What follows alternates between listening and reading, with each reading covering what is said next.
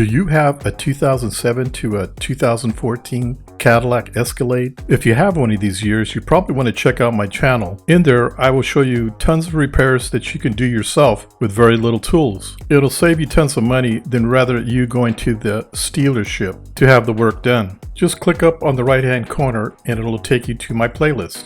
But before we get started, please don't forget to like and subscribe. Welcome back, ladies and gentlemen.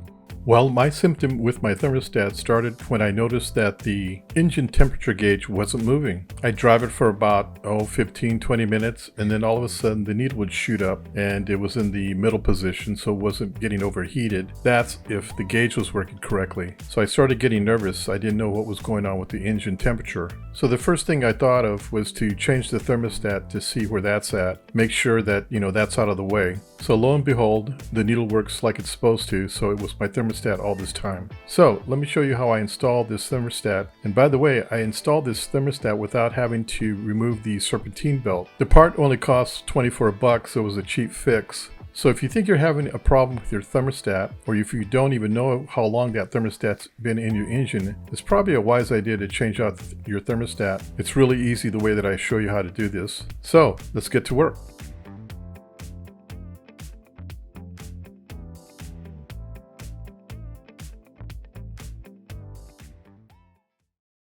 Okay, the first thing we're going to do is remove this top cover. This cover just snaps in. So to remove it, you're going to lift up and then move towards the front of the car, as shown.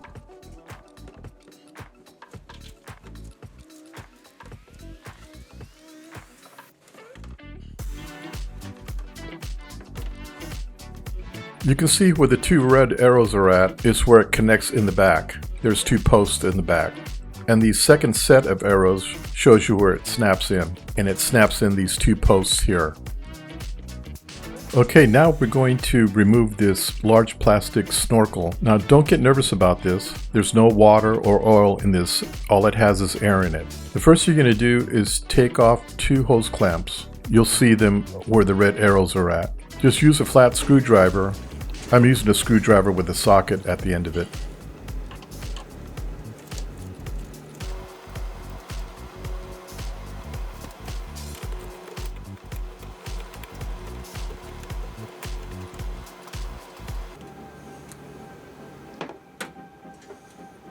Now, one thing I want to do to warn you is that there's a plastic grommet right here. At the point you start to remove this snorkel, you may lose this rubber grommet. So pay close attention, maybe even have your hands on it so you don't lose it as you remove the snorkel. Okay, the next thing you're going to look at is on the left side of the snorkel. You're going to remove this hose.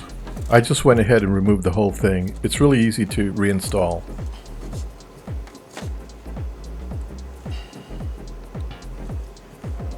Now you're going to need to remove this hose that's clipped onto the snorkel. It's a plastic nipple, so to speak, that's barbed. So just take your screwdriver and work it loose. If you have one of those door panel removal tools, that'll probably be a lot easier to remove. It's just made out of plastic. Now everything should be loose and you'll be able to pull this thing out. You're going to have to play with it a little bit, but you can get it out. Now, I want to stop you at this point.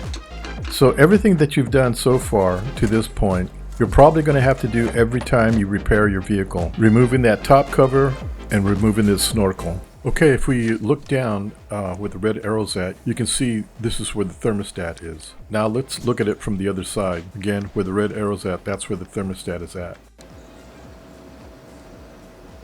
Now you really don't need to take off the Serpentine Belt to do this repair, but if you want to, go ahead. But if you're kind of new to this, you probably really don't want to take off the Serpentine Belt if you don't have to. So I'm going to show you how you can do this. So the next thing you want to do is grab some pliers, or better yet, channel locks. And you're going to remove this compression ring back. Just wiggle it and slide it back. As you can see, once you have it back, go ahead and remove the hose. Make sure you have a drip tray on the bottom, that way it catches all your antifreeze.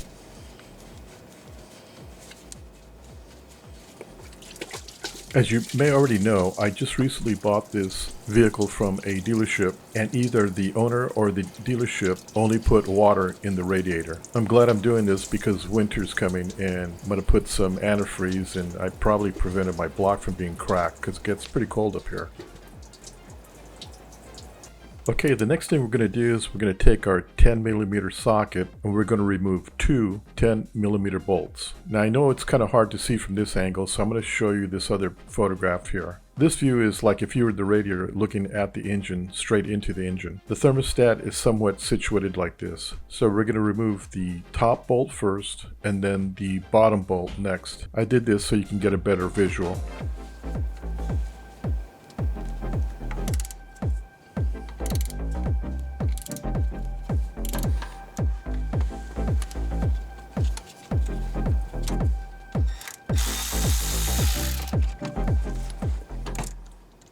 Okay, we got the top bolt out. Now we're going to remove the bottom bolt.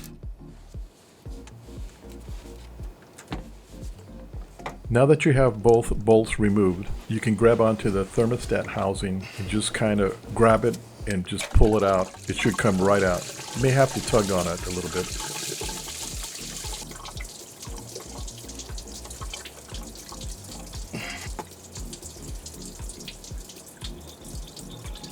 Now that you have it out, let's go to the workbench. Okay, as you can see here, we got a lot of calcium buildup, probably because it was just filled up with water. So what we're going to do here is we're going to remove the thermostat and we're going to clean this housing. What I'm going to use, and it seems like it does a good job, is this maggot cleaner. It's got a caustic chemical in it. Just spray it and brush it. Take a screwdriver and clean any areas that need to be cleaned. Okay, this is good enough. Here's the part that I used, and here's the serial number in case you need it. I think I paid less than 20 bucks for this part. Okay, let's continue on. Okay, if you notice on the thermostat, you're going to notice this little round thing here. It's a little vent hole. It allows air to go out of the engine. And if you look on top here on the gasket, there's a little rubber nipple that sticks up. Now if you look at the housing, there's a notch.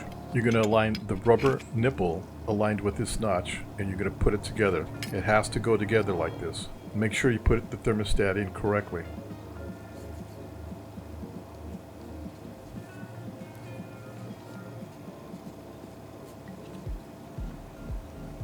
Okay, we're just about ready to install, but before we install the thermostat, what I suggest you do is put some anti-seize grease on your two bolts, so the next time you want to service your thermostat, the bolts will come out really easy. They won't be seized in your water pump. Just slap some on there and we're good to go.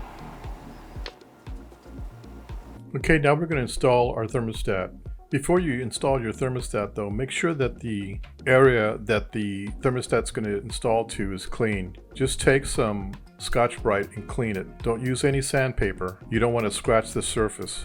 As you install the thermostat and housing, make sure that the housing where the hose goes into is faced to your left side or the passenger side of the vehicle. Make sure that your holes are lined up so that way it's easier obviously to put the bolts back in. Make sure you got a good nice fit before you put the bolts in. Okay, now I'm going to install the top bolt. You don't want to put it on tight, just get it on there somewhat snug.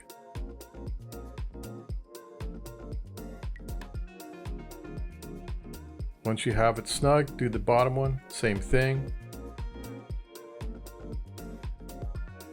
Once you have them both in, go ahead and tighten them up. Once you have them somewhat tightened, you're going to take your torque wrench and you're going to torque these bolts to 11 foot-pounds. Okay, now we can go and connect our hose to the thermostat housing. What I'm going to do is trade out that spring clamp for a hose clamp. It'll be easier to remove the next time, but I'm going to have to get one of those tools that takes these types of clamps off. I think it only runs about $14 if you look it up on eBay. That tool takes off those spring clamps, and on a 2008 you have tons of these, so I think I'm going to get one. Okay, it looks like we got everything done down here, and we didn't have to take off the serpentine belt. Alright, let's go up on top.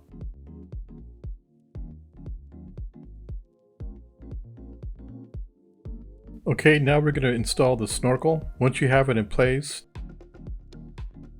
don't forget to tighten up the two hose clamps. Once you got that in, okay, let's go on to the side and install your hose that has your PVC valve. Okay, once you have that in, come in underneath and snap those hoses back in under the snorkel. Let's go ahead and snap the top back in.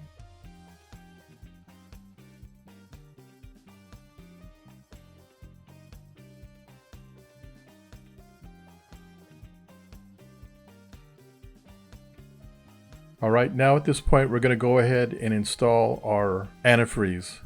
What you're going to do is you're going to fill it as much as it can. Don't forget to grab a hose and burp it. Once you feel that there's enough antifreeze in there, make sure you don't have any tools laying around, but go ahead now and start your engine.